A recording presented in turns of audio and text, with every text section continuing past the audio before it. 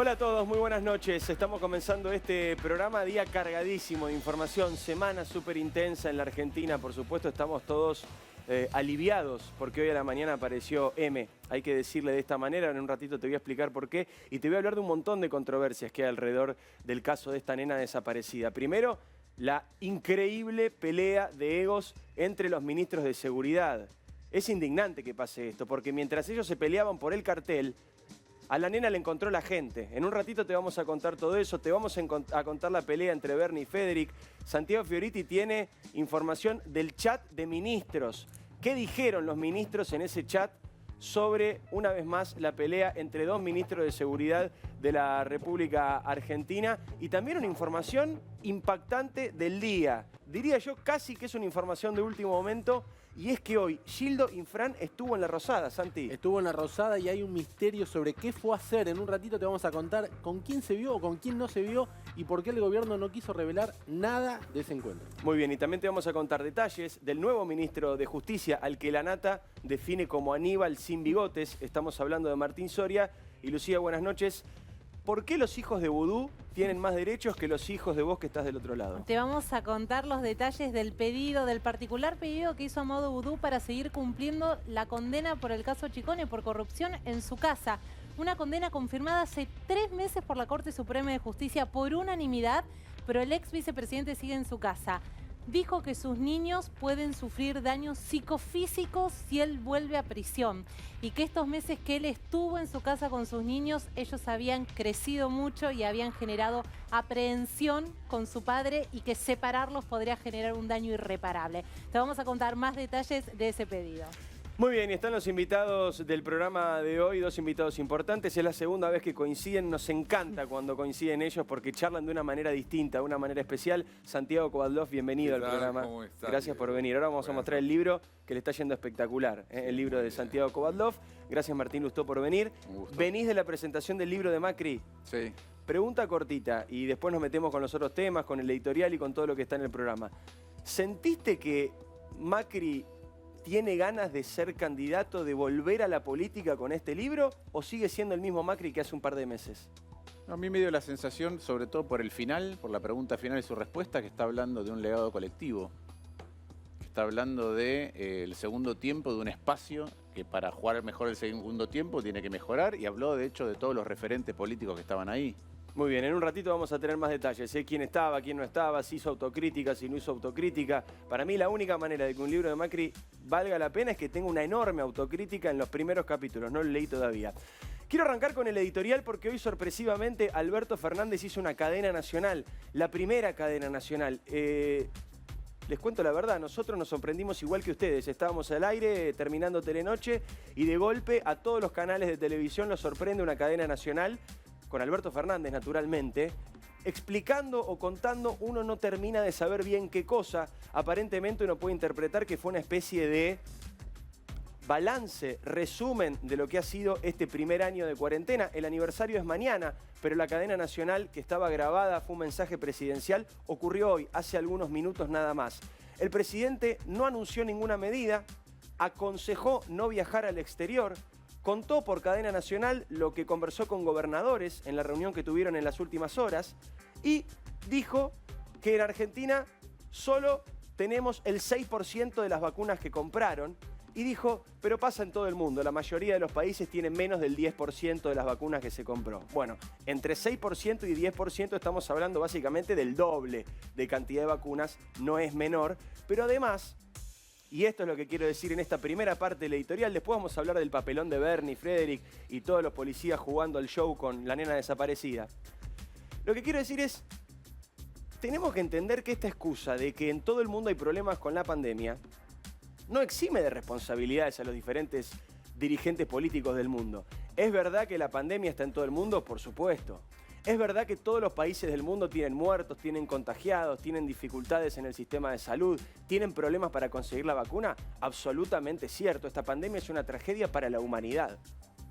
Pero eso no significa, después, que cada país tenga problemas específicos y que cada sociedad tenga el derecho a reclamar que esos problemas específicos no existan. Porque es verdad que casi ningún país tiene un acceso fácil a la vacuna. pero también es verdad que acá vacunamos a los amigos. Es verdad que generar un sistema de salud apropiado es difícil para cualquier parte del mundo, pero acá defendemos el modelo de Formosa y defendemos que le saquen los chicos a las embarazadas y que encierren a la gente como si fueran delincuentes. Es verdad que la situación económica se complicó muchísimo durante la pandemia en el mundo entero. Pero acá tuvimos una cuarentena tosuda que se estiró mucho más de lo necesario solamente porque había un capricho político y había un presidente que no quería entender razones. Es verdad que acá pasaron un montón de cosas y un montón de problemas que están derivados de la pandemia. Pero acá hicimos de las nuestras y bastante. Entonces no corre más la excusa de pasa en todo el mundo. Porque la pandemia pasa en todo el mundo, pero lo que hacemos con ella sí es responsabilidad nuestra. Y no en todos los países del mundo pasan las cosas que están pasando acá. Y sobre todo, me atrevo a decir que en ningún país del mundo el dirigente político más importante de esa nación está más preocupado por torcer el brazo de la justicia que por encontrar vacunas rápido.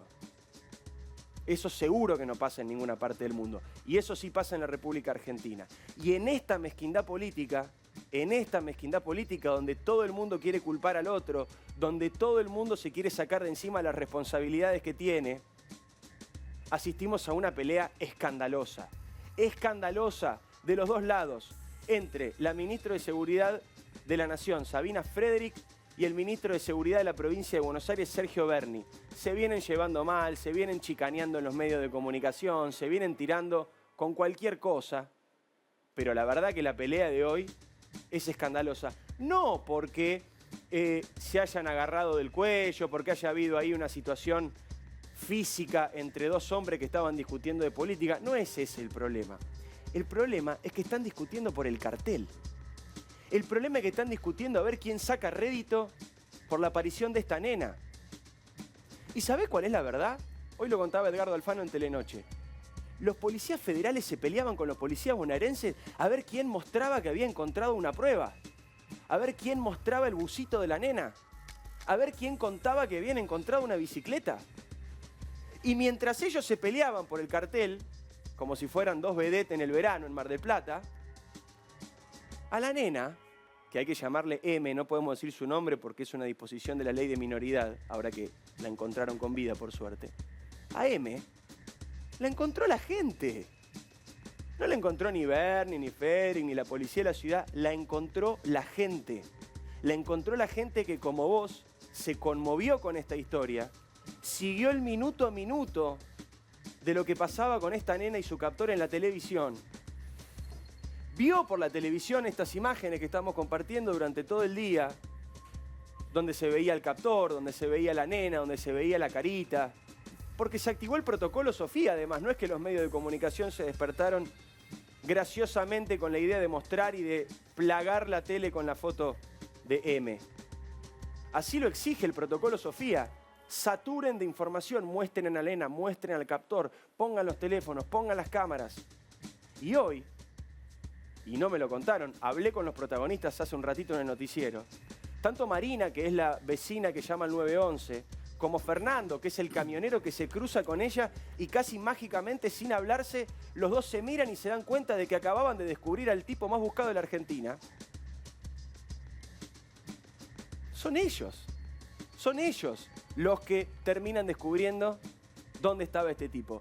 No tiene nada que ver Berni, no tiene nada que ver Federic, no tiene nada que ver la policía de la ciudad. Y se pelean por el cartel, se pelean a ver quién tiene el rédito político en esta situación. Y estas son las cosas que nos terminan generando también después un montón de inconvenientes y un montón de problemas. Le doy la bienvenida a Osvaldo Bazán, gracias, que buenas se acaba de incorporar, viene del programa de Edito Seigman, le mandamos un beso también.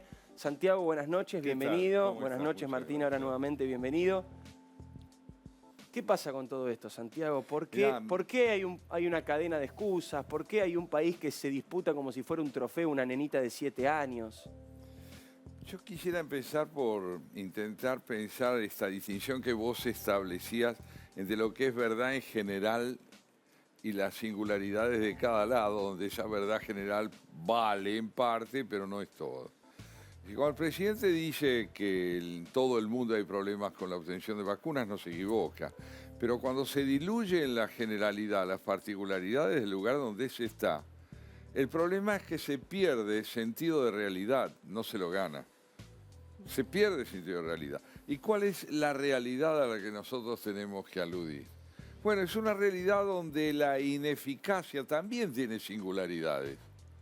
Es decir, la Argentina está dando pruebas de inoperancia, de las cuales vos acabás de dar en último momento esta noticia, y la inoperancia trata de disfrazarse mediante enmascarados. Pero es inoperancia nada más, porque No, también hay... déjame decir, la inoperancia tiene que ser enmascarada porque trata fundamentalmente de ocultar ¿qué?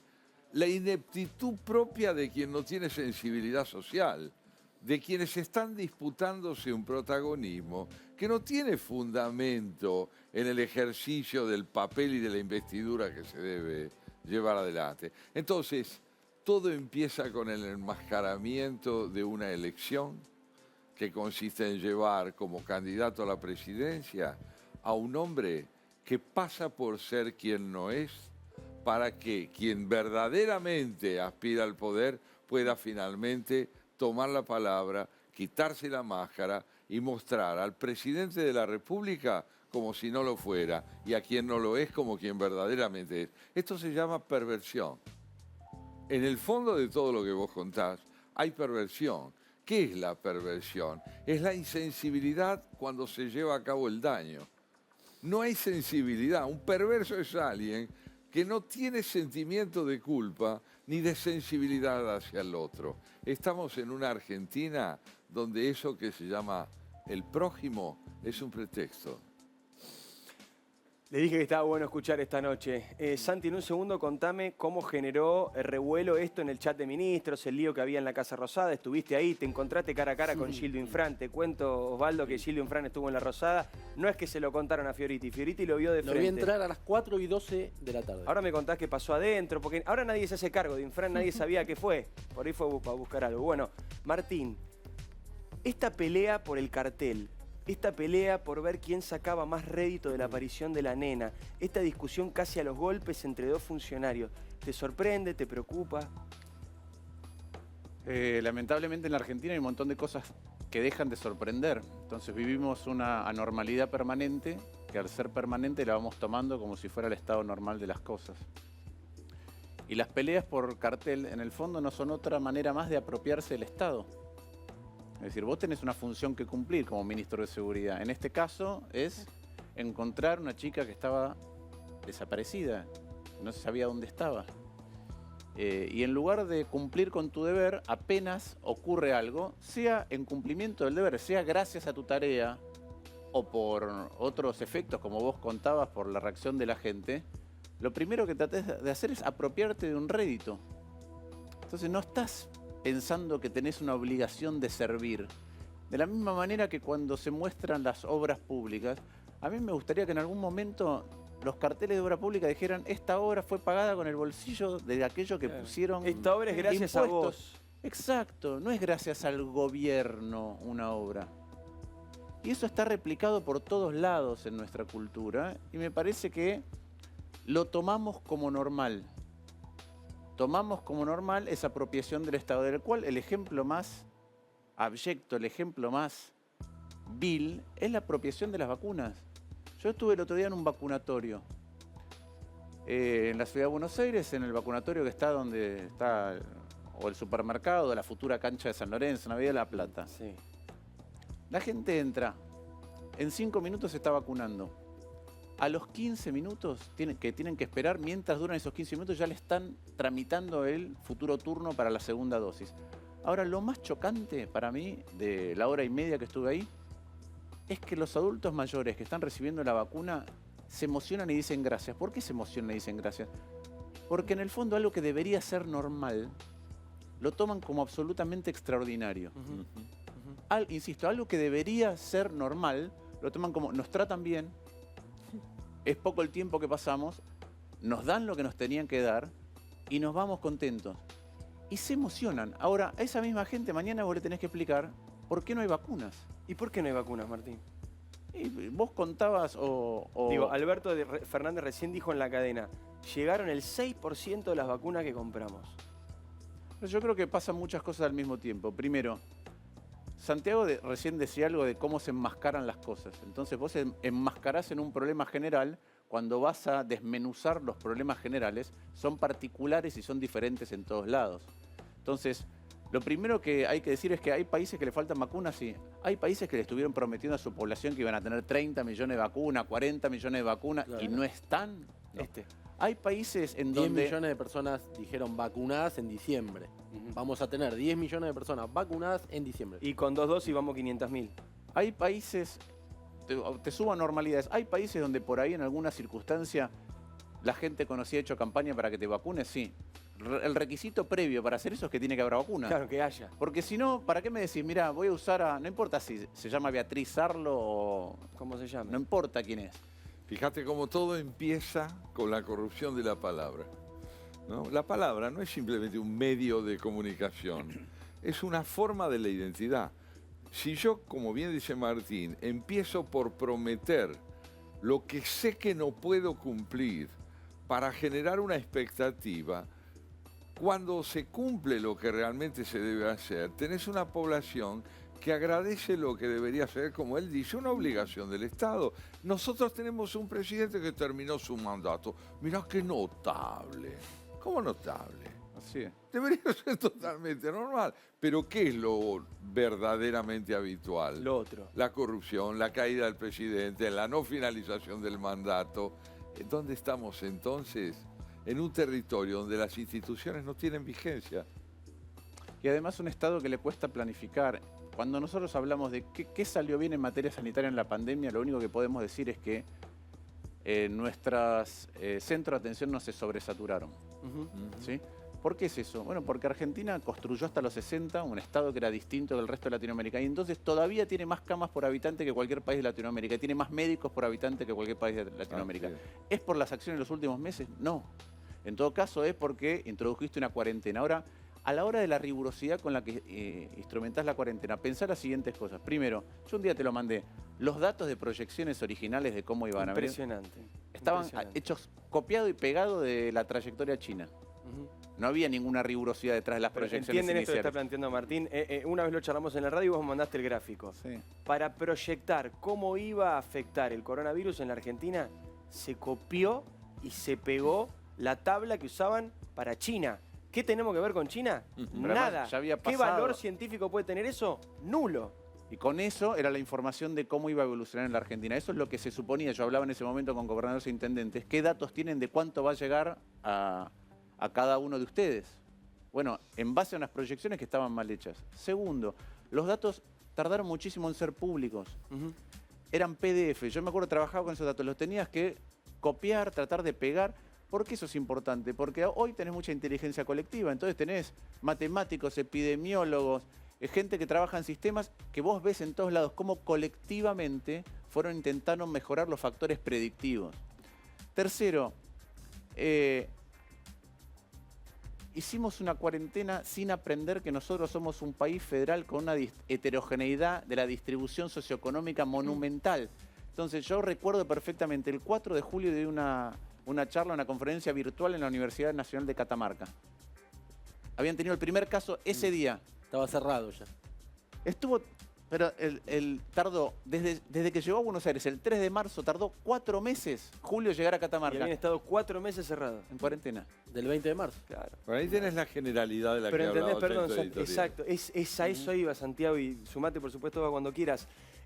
No es eso, no pasó en todos los países del mundo. Pero además que no nos Argentina, quieran Diego, hacer pero además, creer que lo Diego, que pasó acá pasó en todo el Argentina mundo. vio la película antes porque ya había pasado en Europa y en China, que es un dato que muchas veces el gobierno no repara, digamos. 100 días tardó el Claro. virus de Wuhan hasta llegar Bueno, a Buenos mismo Aires. Italia.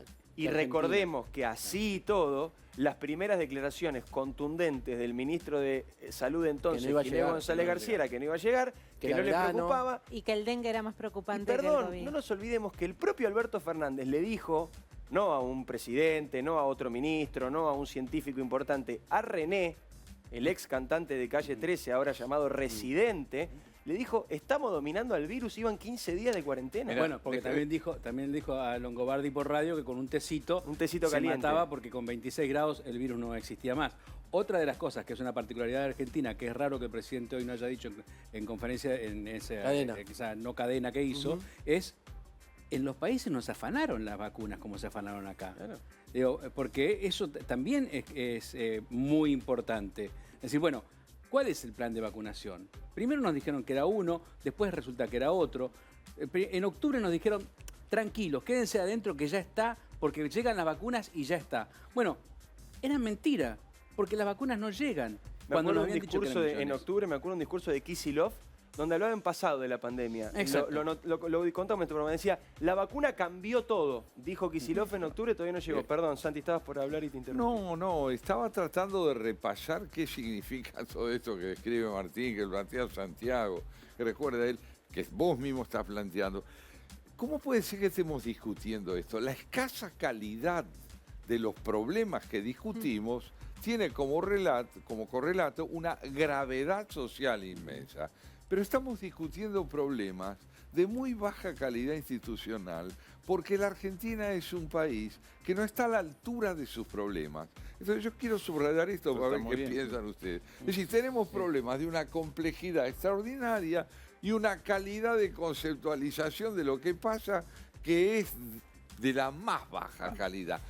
Esa escasez de riqueza conceptual no solo es un síntoma de inteligencia, es fundamentalmente un síntoma, como digo, de perversión. Si no hay correlación entre la complejidad de los problemas y el discurso, es porque algo se está tapando. Ahora, Santiago, en ese planteo que vos realizás, también ocurre que uno escucha un gobierno más preocupado por la justicia que por la salud, que por la educación, que por la economía. Pareciera ser en los últimos días lo que más el se movieron monotema. fue en eso. Claro. Y cuando decís justicia, no decís justicia. No, es como Doro Pi, donde Cristina Decís Fernández de Cristina, Kirchner tiene 8 causas, 10 días sin un ministro de Justicia y el nombramiento de Martín Soria como ministro de Justicia. Y un puntito más, hablábamos de la mezquindad o de la perversión política, lo sumo en esto, porque recién Osvaldo decía, no es la justicia, es verdad. Y hace poco el presidente de la Nación dijo, yo quiero reformar la justicia para que no haya más Micaelas, refiriéndose a un caso de femicidio. Y en realidad la justicia que quieren reformar no tiene un cuerno que ver con los femicidios, porque ellos quieren reformar la justicia federal, que es la que los juzga a ellos, a los políticos. No investiga asesinatos, no investiga nada vinculado a la violencia de género. Lo dijo Martín Soria al otro día en Radio 10. Cristina Fernández de Kirchner quiere que la misma justicia que la acusó, que la procesó en 8 causas, la libere de culpa y cargo. Él mismo dijo, como cualquier persona que no hizo absolutamente nada.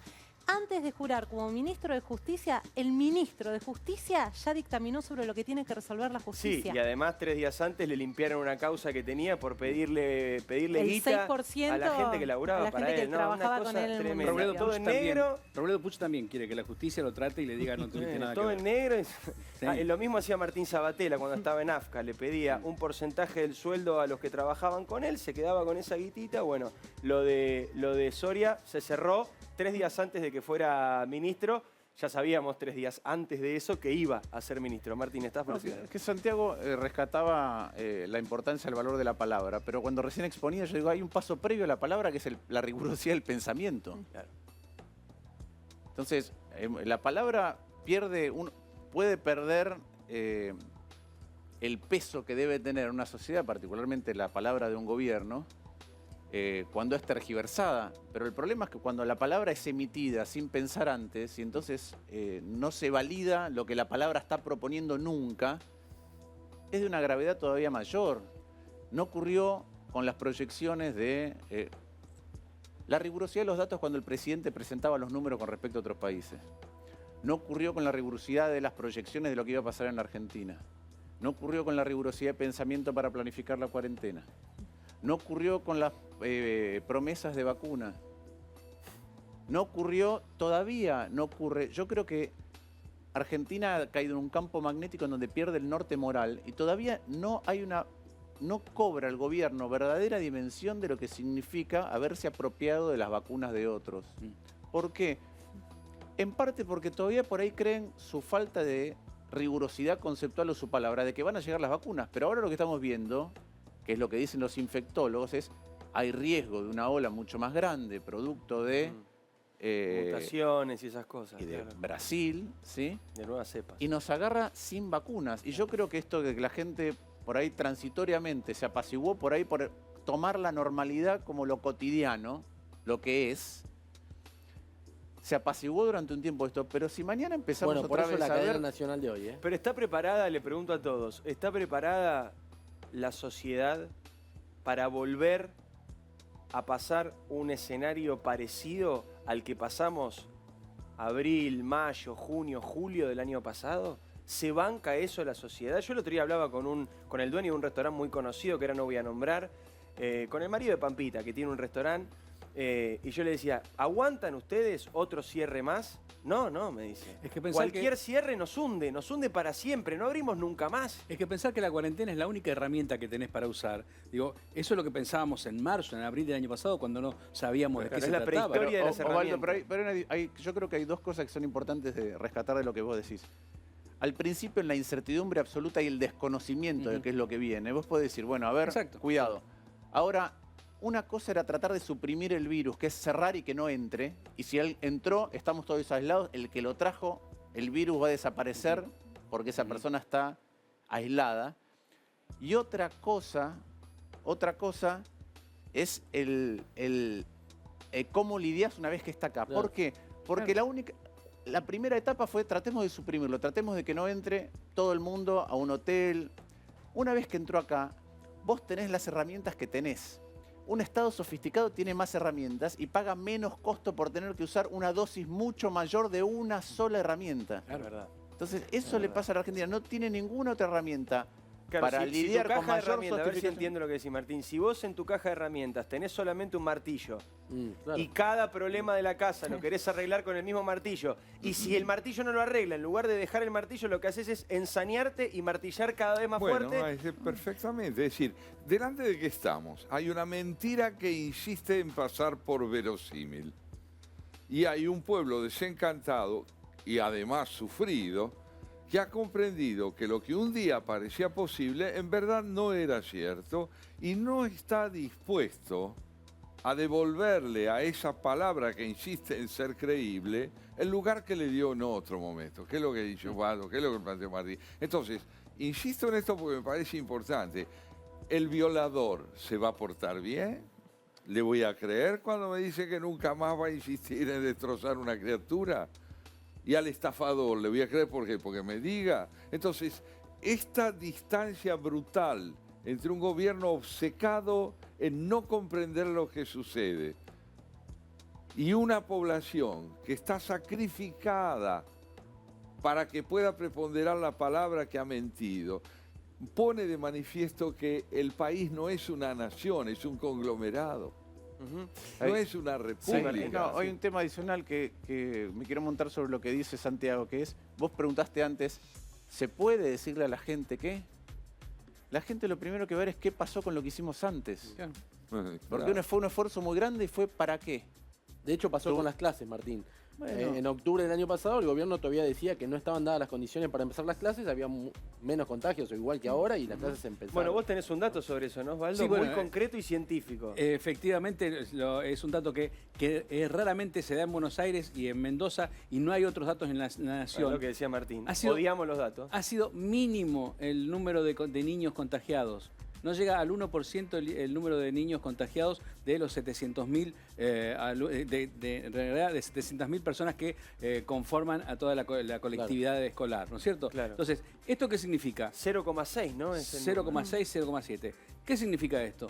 Que quizás podríamos haber tenido clases durante el año, teniendo en por lo cuenta... menos una buena parte de la por lo menos una buena parte del año, pero además, digo, tratamos a todo el país, esto también con el problema federal que comentabas al principio, como si fuera Buenos Aires. Hay pueblos de 3.000 habitantes. Mi pueblo en Santa Fe de 3.000 habitantes no tuvo un caso hasta septiembre y los chicos no tuvieron clase desde marzo y ahora mismo tienen 4 horas por semana de presencialidad. Hubo clases, por supuesto, las clases virtuales, aquellos que pudieron recibir las clases virtuales, ¿no? Osvaldo, pero suponete que hubieras tenido que cerrar en algún momento, sobre todo por el Sí. desconocimiento al principio del video. Sí. Yo te digo, miremos nuestro Estado, miremos la educación que es tan importante. ¿no? Te digo, ¿nuestro Estado estaba preparado para administrar contenidos de otra manera? No. No. No. ¿Había priorizado cuáles son los contenidos? Porque hoy cada vez ampliamos más los contenidos que le damos a los chicos. ¿Había priorizado cuáles contenidos tienen que tener distintos formatos y distintas modalidades de enseñanza para llegar a los chicos? No. ¿Tenía las escuelas interconectadas de alguna manera con los chicos? Poco. Teníamos, yo siempre digo lo mismo porque a mí me parece el punto medular. Es imposible tener mejor educación si no tenés mejores docentes. Y no es una carga sobre los docentes. No. Miremos el desarreglo fenomenal del sistema de formación docente en la Argentina. Sí. Francia tiene 8 institutos de formación docente, uno por cada región.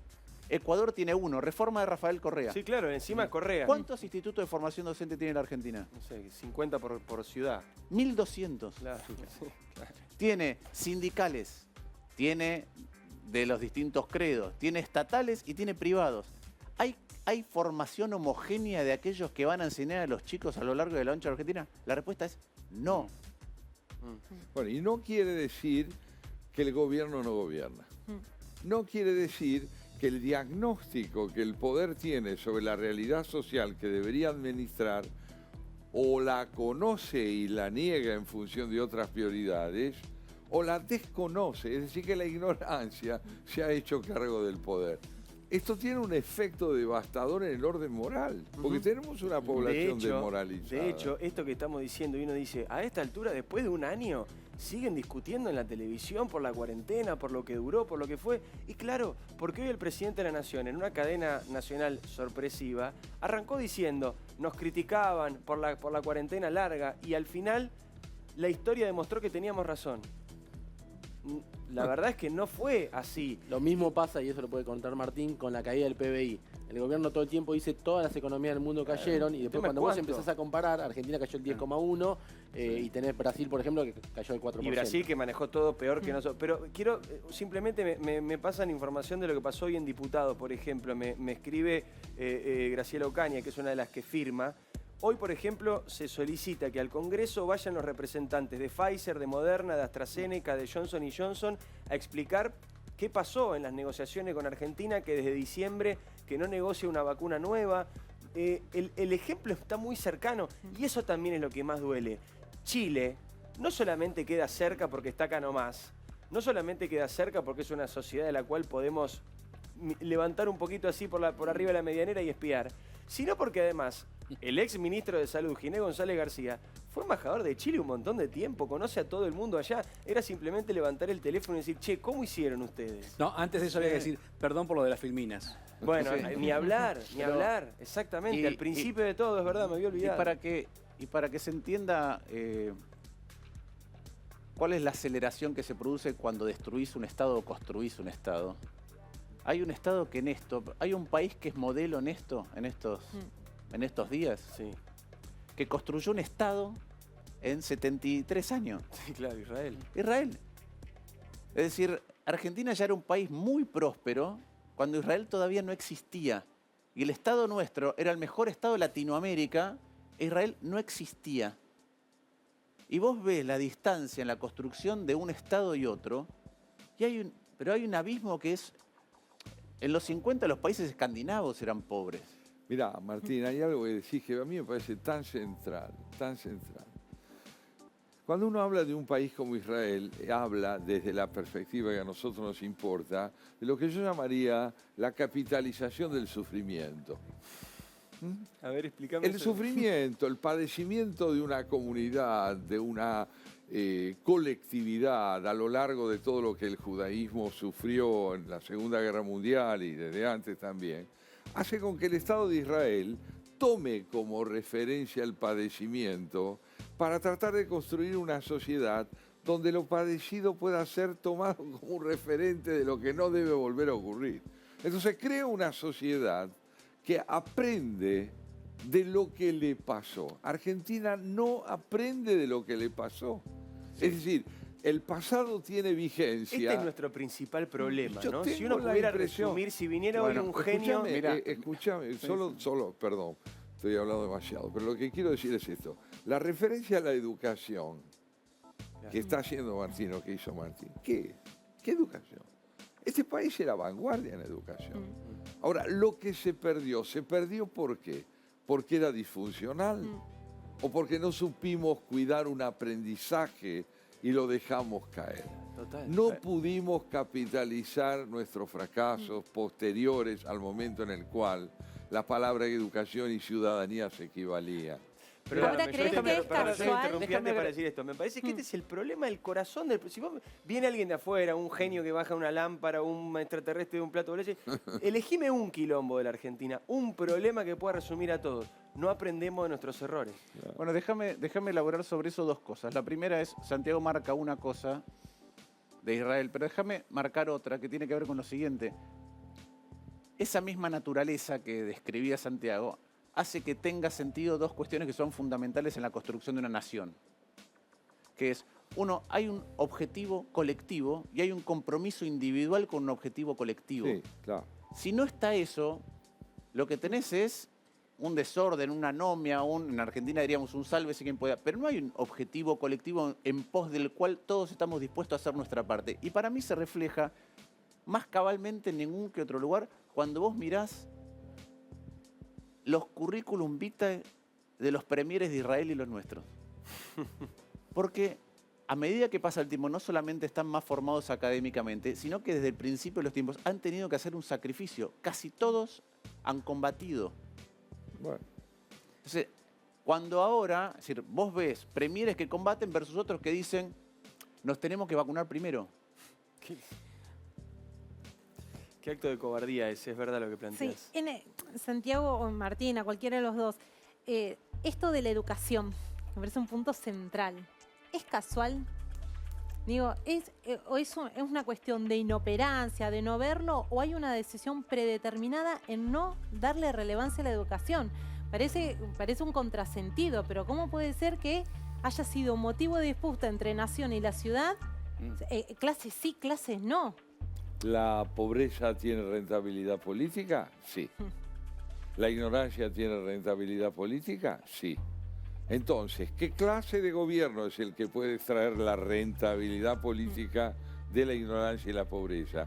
El que no esté decidido a construir un Estado, a generar responsabilidad individual y un bien común que se llama Constitución Nacional o repertorio de leyes y valores que tienen significado en mi vida personal y en la vida colectiva. Entonces, hay una finalidad destructiva, tanática, en esta idea de hacer de la ignorancia y la pobreza un recurso para consolidarse en el poder.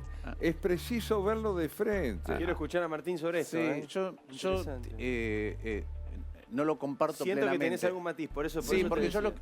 creo dos cosas. Primero, que no hay que adjudicar a la conspiración lo que es producto de la ineptitud. Pero segundo, si querés más cercano a lo que dice Santiago, pero no Sí. yendo hasta ese lugar, yo lo que creo es cuando el rédito que vos estás buscando es siempre cortoplacista. Yo digo, para mí el populismo, una vez Claro, un ahí amigo, está. Daniel Larriqueta, me dijo que el populismo es la subordinación permanente del largo plazo al corto plazo. Entonces, si esa es la mirada con la que vos vas a construir un Estado, bueno, el Estado todo el tiempo le estás tratando de sacar rédito. En lugar de discutir cómo vuelven los chicos a clase de manera Claro. segura, estás viendo cómo le pones una zancadilla al Estado subnacional de enfrente. Sí. Entonces, O eso esperás que fracase su plan de volver eso a las degrada. aulas. Ahora, yo irme tan lejos como decir que hay un sector de la política que lo que hace es deseducar a nuestros chicos a propósito, no. De la misma manera que no creo que nos generen inseguridad a propósito, ni descalabro económico a propósito, creo que es una falta de rigurosidad conceptual. Yo creo que Argentina está subdiagnosticada Pero en la sus problemas. irresponsabilidad de los gobiernos que proceden así, ¿no te parece que es una forma de falta desdén, de desdén, Los de están- desprecio? Mira, y vos Pero- volviendo, déjame el campo. Dale, sí, Mira, Armani, quiero escuchar un segundo de Esto Osvaldo. solito, los aprendizajes de Argentina. Nos llevó la violencia de los 70 para entender que queríamos vivir en democracia. Ujú. Nos llevó la hiperinflación de los 80. Perdóname, todavía hay algunos que siguen jodiendo con la Pero, violencia de los 70. nos llegó la hiperinflación de los 80 para saber que no nos gustaba la inflación y que queríamos un Estado más ordenado. Nos llevó la debacle de los 90 para saber que queríamos otro tipo de Estado. Ujú. Decime cuáles de esos aprendizajes perduraron. Ninguno. Seguimos teniendo inflación, Seguimos el discutiendo Estado, lo mismo. el Estado no puede resolver nada a pesar de que es cada vez más grande. Y nuestra democracia, que la seguimos manteniendo, si la analizás o la evaluás en términos de la calidad del debate democrático en la Argentina, está peor. Por lo tanto... Una puntadita de Sí, Osvaldo. sí, No, Osvaldo, Osvaldo. teniendo en cuenta lo Quiero que mostrar lo los que preguntaba- libros también, lo que que hay muchos preguntaba- libros hoy. Lo que preguntaba Lucía. La verdad que sería elogiarlos pensar que lo hacen a propósito. Sería pensar que algo les sale. Digo, para mí son muy ineficaces. Digo, gestionan todo tan mal que, como además tampoco les importa el producto de lo que tienen que gestionar, bueno, hacen mal el tema de la educación, sí, lo hacen mal, pero ni siquiera es a propósito. Si fuera a propósito, por lo menos serían perversos. Ni siquiera son Yo creo que lo perversos. son. Son tontos. Lo hacen mal. Perdón. Me encanta esto que se está formando acá en el programa. Es una charla entre todos, como siempre que vienen Martín y Santiago juntos, que es la segunda vez que los traemos porque sabemos que se da esto, se da la posibilidad de conversar, de encontrar matices, otros caminos, parar un poco la pelota y revisar el largo plazo, la película un poquito más entera. Santiago acaba de publicar un libro que es un éxito de ventas y que viene justamente a satisfacer esta demanda de la cual estamos hablando desde que comenzó el programa. Hablan de la República, hablan de todos estos problemas. En un ratito te lo vamos a mostrar también, por supuesto. Y no te podés ir, créeme con lo que te digo. Primero, porque vamos a hablar de los hijos de Vudú y por qué los hijos de Vudú tienen más derechos que tus hijos y que los hijos de todos los presos de la Argentina. Y finalmente, ¿qué hacía Gildo Infran en la Casa Rosada el día de hoy? Y la pregunta que más inquieta, ¿es Formosa el modelo hacia donde quieren ir los Fernández? Quédate.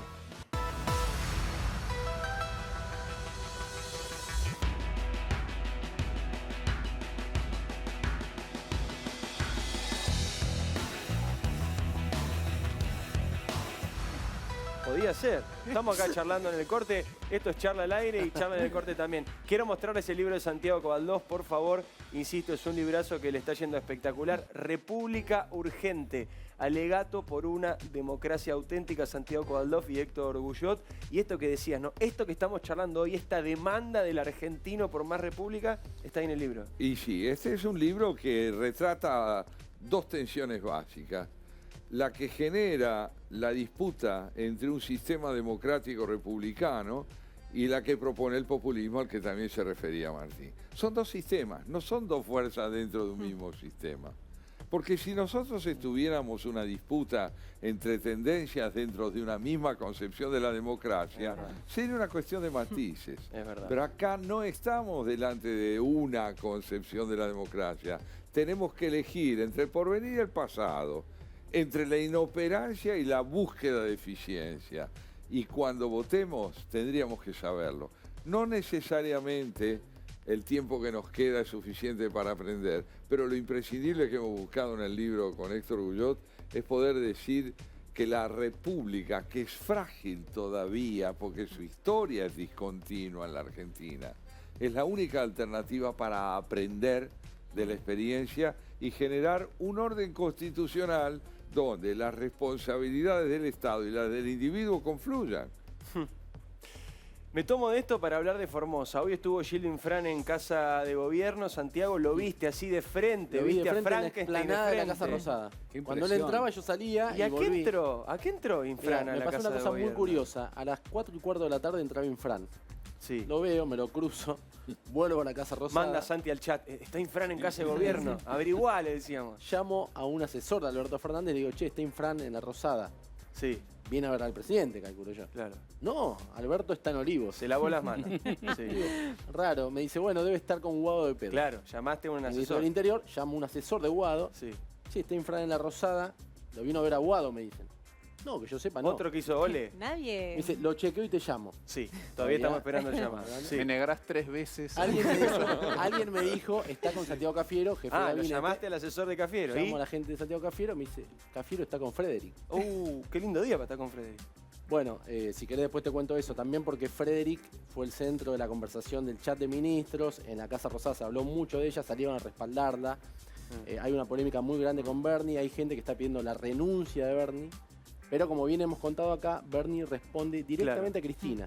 Pará, vamos, Santiago Dale, Cafiero, ¿está con el Mostriqui? ¿No habrá llegado tarde al velorio de Maradona? ¿Dónde? Bueno, ¿Cómo puede sigue? ser. ¿Cómo Bueno, la sigue? cuestión es que Infran, una visita que de la que nadie se hace cargo, Infran había estado en el Zoom con los demás gobernadores unas horas antes, con el presidente, hablando de la política sanitaria, pero en la Casa Rosada lo vieron y nadie dice que estuvo con él.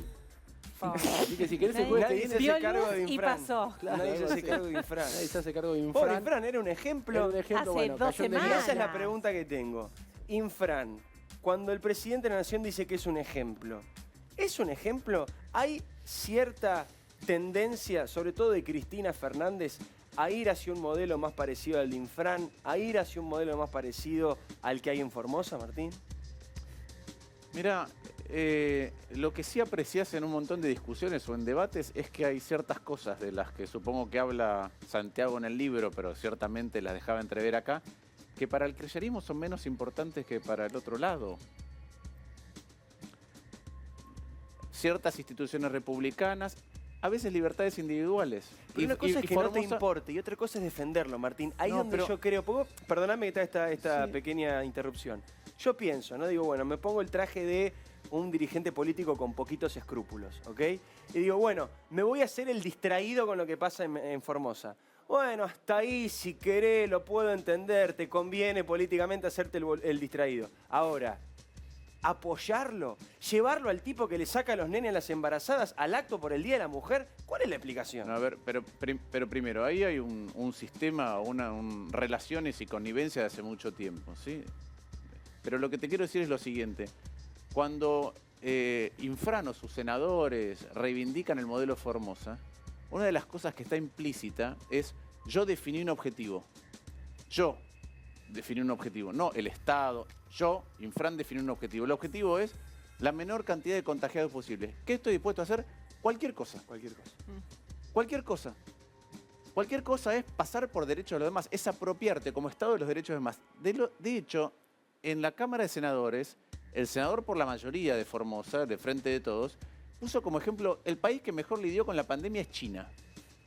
Desde una dimensión... Contemos que Mayans es un hombre muy vinculado a Cristina Kirchner y que sí, responde defendió a Infran. Gildo todas las veces que pudo. Pero por también. eso, desde una dimensión es posible, contuvo. Ahora, no sabemos, primo, no sabemos qué hubo, no tenemos información, no sabemos que a la gente la clausuraban y enclaustraban dentro de sus propias casas y ¿Te no acordás podían las salir. imágenes cuando se lo llevaban de los pelos con una ametralladora? Bueno, entonces en hay- Formosa y en China, en los dos En lugares. eso que es un extremo, también es cierto que tiene grados de desdén por estas cuestiones. Y hay una parte del kirchnerismo que prefiere el objetivo colectivo que establecen ellos para la sociedad que aquellas cosas que viene construyendo la sociedad occidental desde Atenas en adelante, digamos. Lo dijo Guillermo Moreno, yo no sé qué importancia tiene Guillermo Moreno dentro del panorama general, pero Guillermo Moreno dijo, Formosa es el palacio del peronismo y cuando uno entra a Formosa hay que arrodillarse y hacerle reverencia porque es el palacio del peronismo, lo dijo Guillermo Bueno, Moreno. una de las explicaciones que dio Mayans por la represión fue,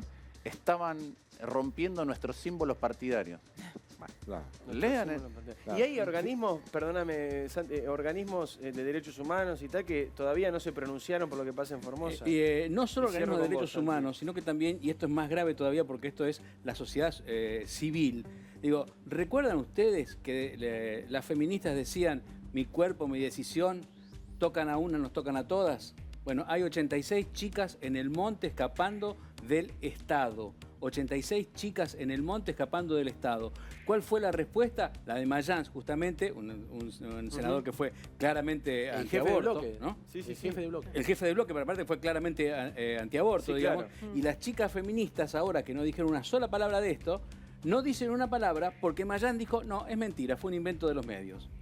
Puntada final, Santiago, y nos despedimos. Simplemente esto, que estamos viendo, el costo que paga la persona, el sujeto, para someterse a un Estado que quiere construir poder y representación a costa de las libertades individuales.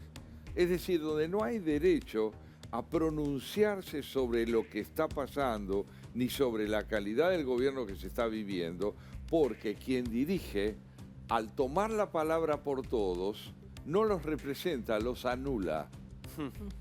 Gracias, Santiago, por Gracias venir. a Un placer vos. tenerte. Recomendamos el libro que acabas de publicar. Lo podemos mostrar en pantalla una vez Muchas más. gracias. Gracias, Martín. Siempre un placer tenerte acá y poder charlar y discutir con otros tiempos y con otra mirada. Quiero que vean este otro libro de nuestra amiga, de nuestra compañera Lucía Salinas.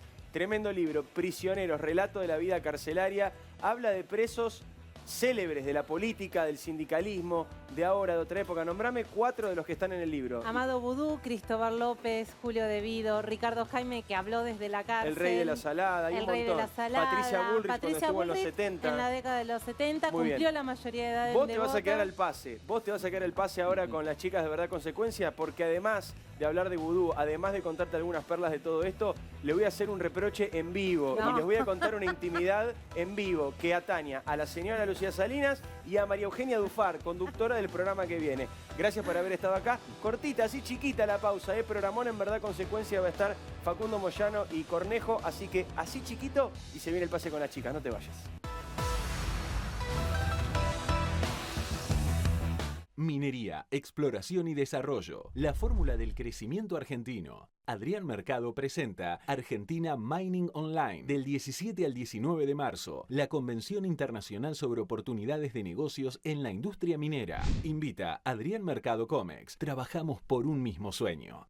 Fiat Cronos, tenelo con descuento especial de 120.000 pesos y financiación de hasta 1 millón de pesos. Fiat Cronos, el auto argentino. Conoce más en fiat.com.ar. Salí, sentí, viví. La vida es acá. La vida es ahora. Excelerate brinda servicios de regasificación de GNL para abastecer a la Argentina de energía confiable, económica, ayudando a las industrias a crecer y a los hogares a mantenerse seguros y confortables. Excelerate Energy. Convertimos grandes ideas en energía real. Ahora con la app Galicia y Modo podés manejar tu dinero de manera más simple desde donde estés. Con Modo y la app Galicia podés hacer cada vez más.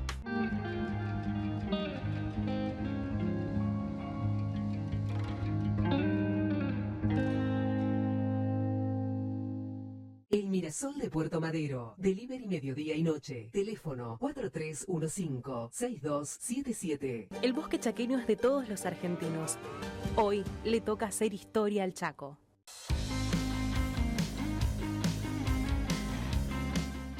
¿Tenés un vecino? Tenés tu banco cerca. Ayudarnos. Lo mejor de ser vecinos. Banco Ciudad. Te quiere ver crecer.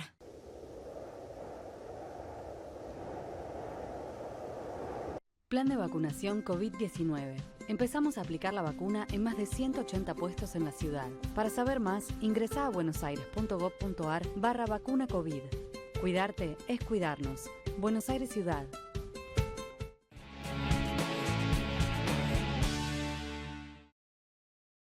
¿Ya pensaste qué vas a hacer en Semana Santa? Córdoba está preparada y te espera. Grupo Insud. Alentamos la vida. www.grupoinsud.com. ¿Alguna vez? Borges y Cortázar vivieron aquí. Hervidero intelectual se ha convertido en una suerte de capital cultural de Buenos Aires, Palermo. Y ahora con